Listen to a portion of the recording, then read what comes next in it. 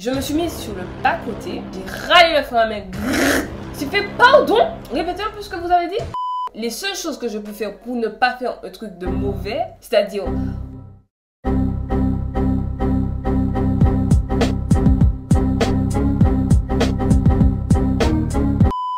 J'avais tellement de rage dans mon cœur que j'avais envie de retourner à l'auto-école et de lui... Salut à tous! Aujourd'hui on se retrouve dans une nouvelle vidéo. Comme vous l'avez lu dans le titre, aujourd'hui je vais vous parler de mon expérience avec mon permis de conduire. Comme certains le savent, sur Instagram j'ai fait un petit sondage. D'ailleurs, si tu ne me suis pas sur Instagram, qu'est-ce que tu attends pour me suivre? Parce que c'est par là que tout se passe. Je vous demande de choisir entre quelle vidéo vous voulez pour la semaine d'après. Donc franchement, si tu veux me suivre sur Instagram, n'hésite pas parce que c'est là que tout se passe. Du coup, vous avez voté à l'unanimité pour le permis de conduire avec 57% contre 47% pour la story time de la coiffeuse qui m'a brûlé le cuir chevelu au second degré. Ne vous inquiétez pas, pour la story time de la coiffeuse, elle va arriver dans tous les cas. Restez connectés, abonnez-vous, activez la cloche de notification pour ne pas rater les prochaines story time. Et puis on commence avec la story time du permis de conduire.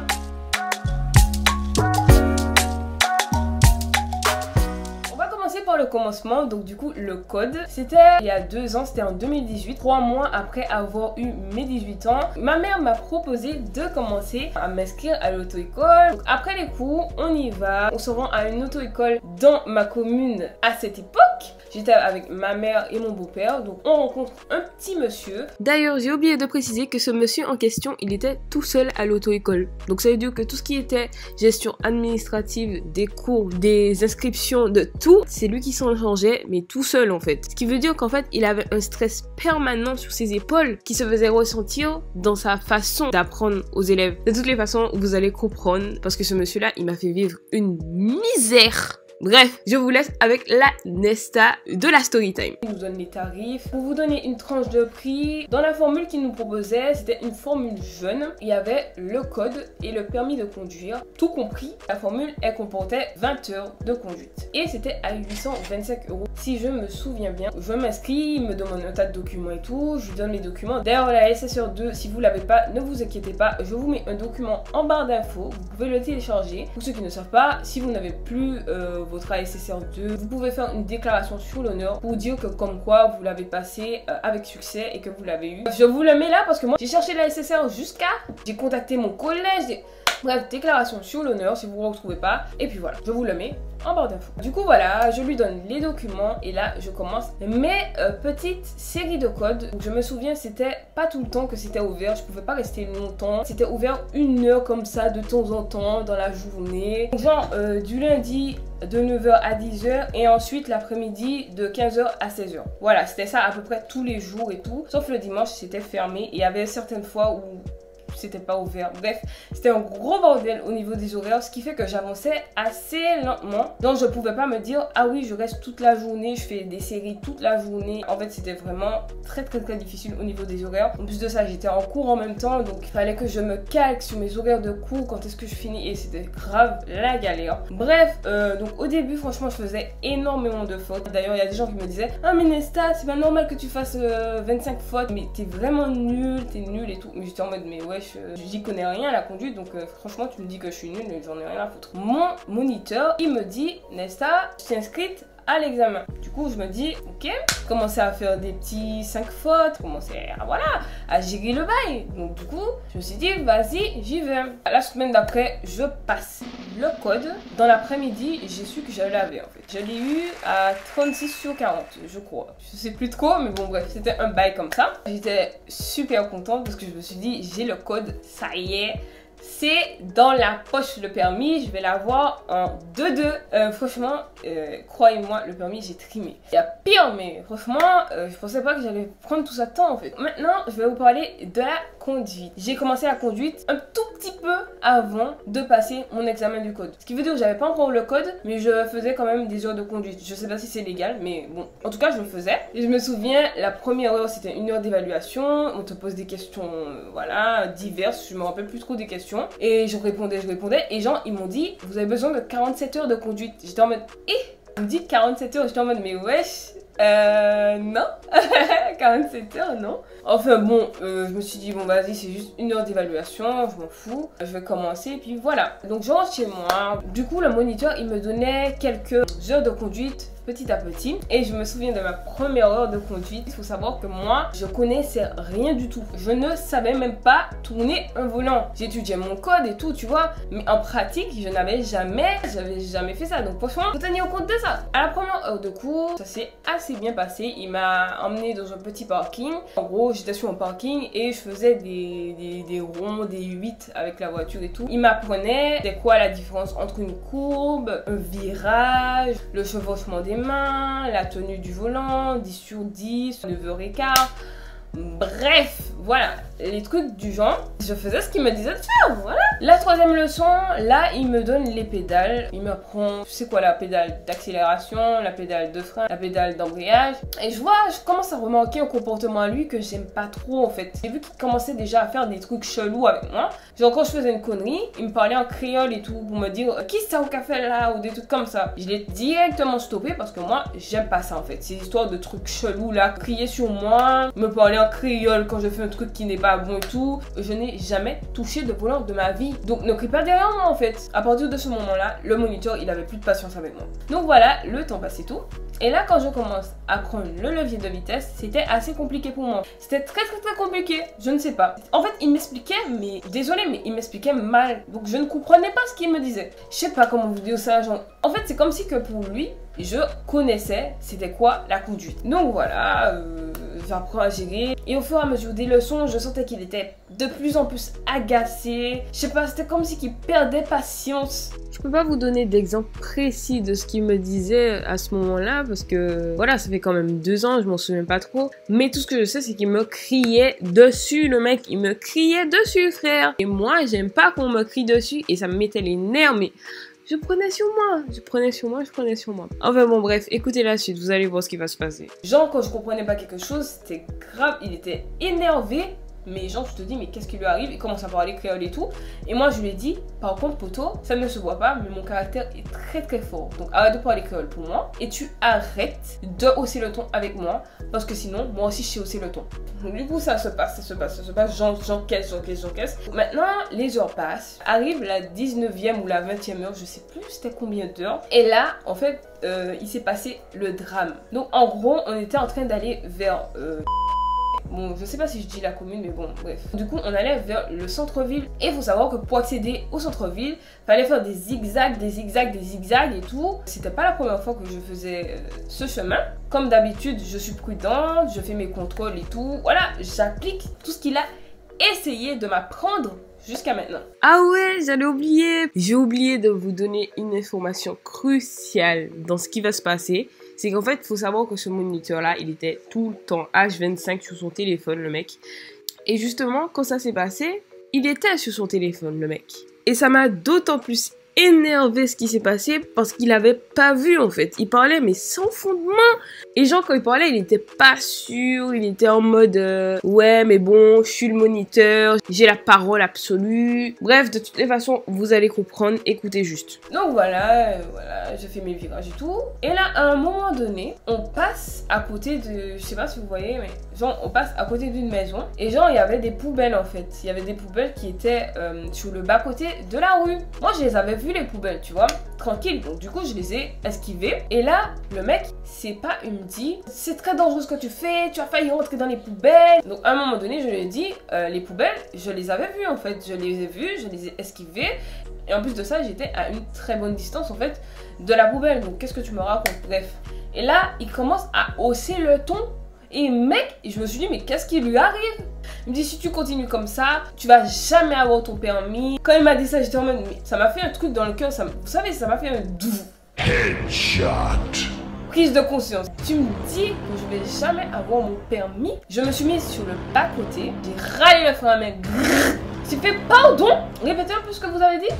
bon, c'est vrai que j'ai un sale caractère, j'avoue que j'aurais jamais dû faire ça. Là, il commence à se calmer parce qu'il voit que, voilà, je commence à m'énerver. Je ne peux pas te laisser mentir sur moi, en fait. Je sais ce que mes yeux ont vu, je sais, je vous jure, je n'aurais jamais renversé ces putains de poubelles. Je le sais, je le sais. Il commence à se calmer et tout, il dit, non, mais en fait, le truc, c'est que quand je te parle, tu ne m'écoutes pas. Mais je te demande, mais comment ça, je ne t'écoute pas? Je t'écoute puisque je fais ce que tu m'as dit de faire. Mais par contre, vous êtes moniteur. Pourquoi vous enfoncez les élèves en leur disant qu'ils ne vont jamais avoir le permis? Comment ça, je n'aurai jamais mon permis? À partir de ce moment-là, comme il savait que ça m'énervait au plus haut point, qu'est-ce qu'il a fait? Eh ben, il a commencé à me répondre en créole. Putain, la logique de ce mec. Ne me parle pas créole. J'ai dit, je me casse. Donnez-moi mon carnet, je me casse. Parce qu'apparemment, je vous paye pour que vous puissiez me crier dessus. Moi, je commence à prendre mes affaires dans le derrière et tout. Je commence à prendre mes affaires, rassembler mes affaires. J'étais tellement énervée, je vous jure. Je suis partie de la voiture. Je me souviens plus trop de comment ça s'est passé. Désolée, je peux pas vous donner tous les détails, mais je sais juste que j'étais super énervée. Et quand je m'énerve pas pour rien. Croyez-moi, je ne m'énerve pas pour rien. Il faut vraiment me pousser à bout pour que je puisse m'énerver à ce point et partir de la voiture, en fait. J'ai pris mes affaires. J'ai pris mon carnet et j'ai commencé à marcher sur la route comme ça et tout, comme une folle. Franchement, j'étais grave une grosse folle avant, mais bon. Maintenant, je sais pas si je suis capable de faire ça parce que je me suis calmée un peu. Voilà, bref, au final, je vais sur le kiosque. Moi, quand je suis énervée, les seules choses que je peux faire pour ne pas faire un truc de mauvais, c'est-à-dire...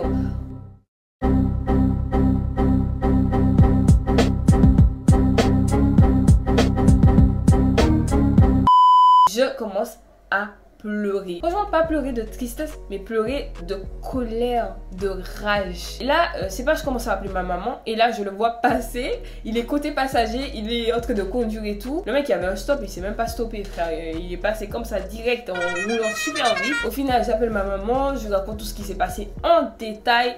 Là, je commence à pleurer de rage, de colère, de...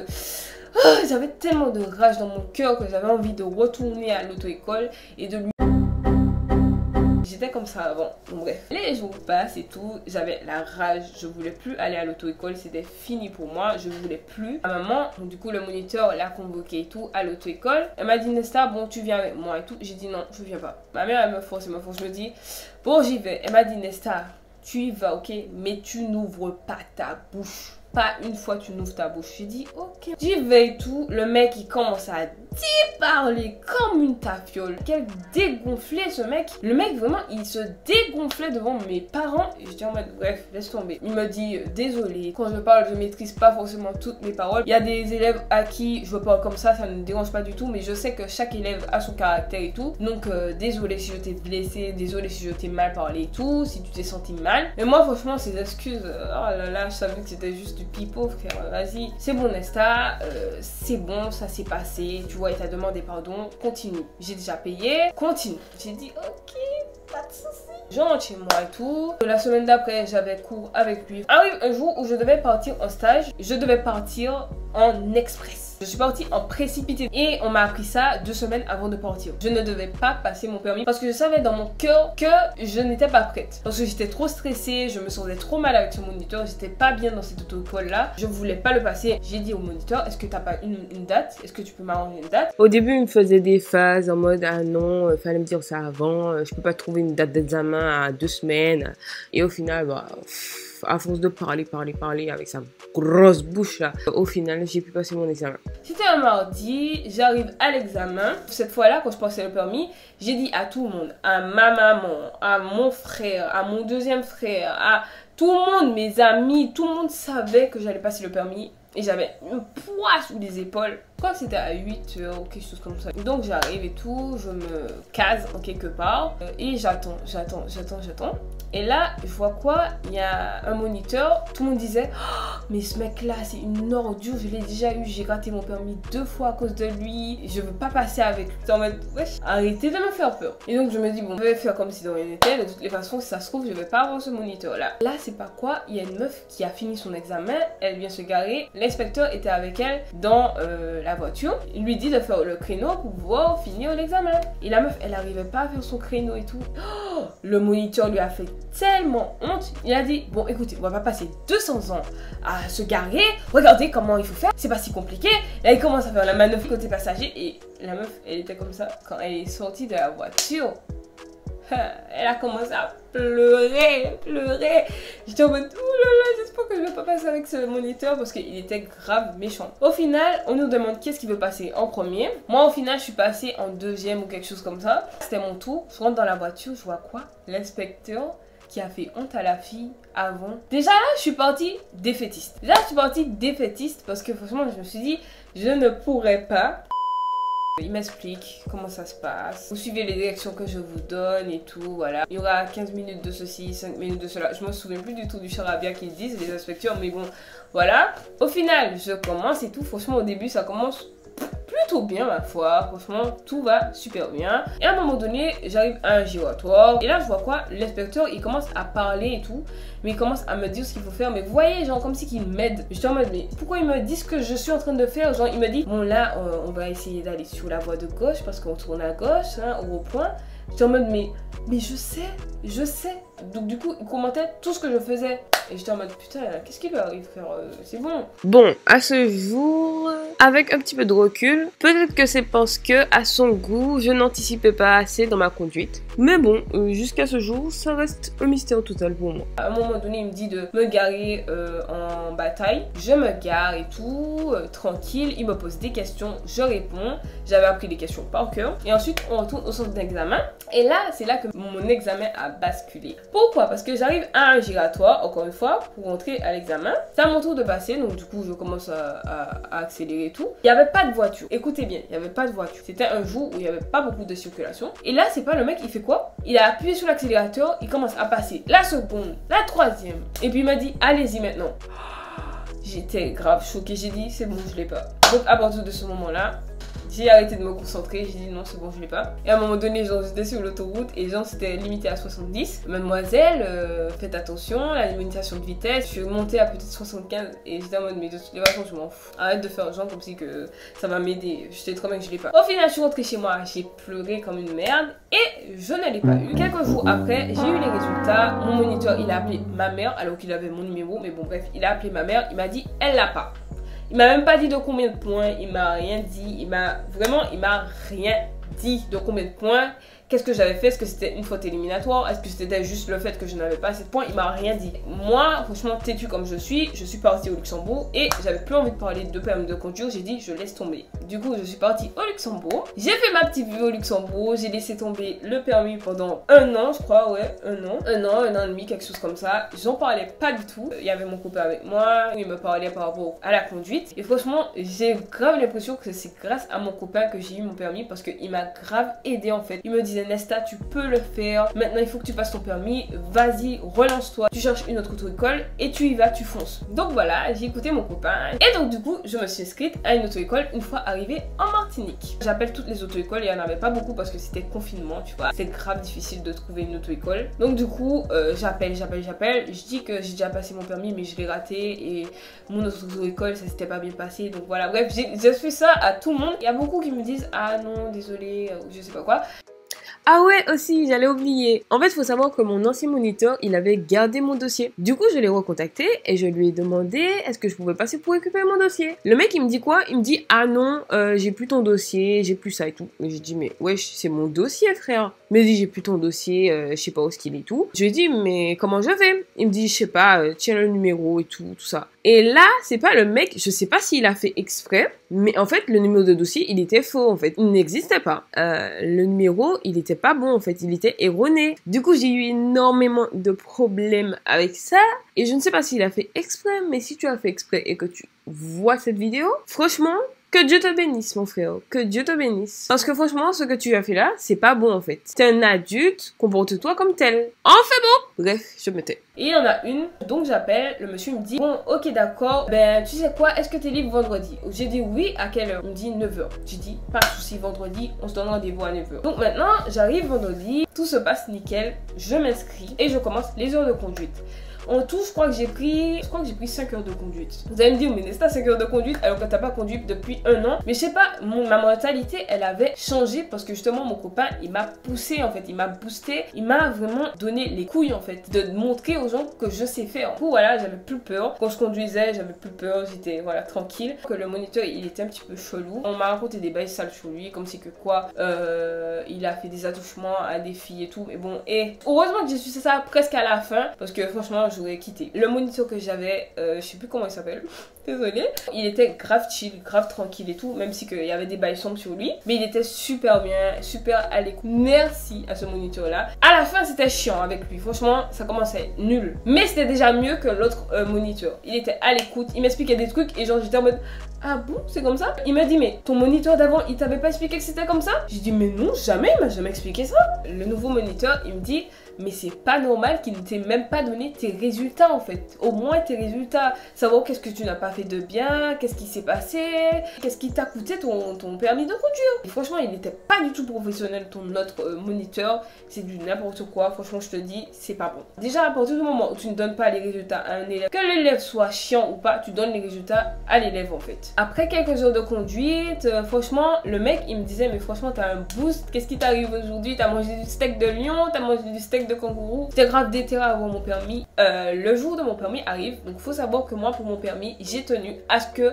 personne ne soit au courant. Personne ne devait être au courant parce qu'en fait je me suis dit que la première fois j'avais dit à tout le monde, j'avais un poids sous les épaules. Donc du coup le deuxième permis, moi j'ai dit ça à personne. Personne ne savait que je passais le permis, même pas ma mère, même pas mon copain.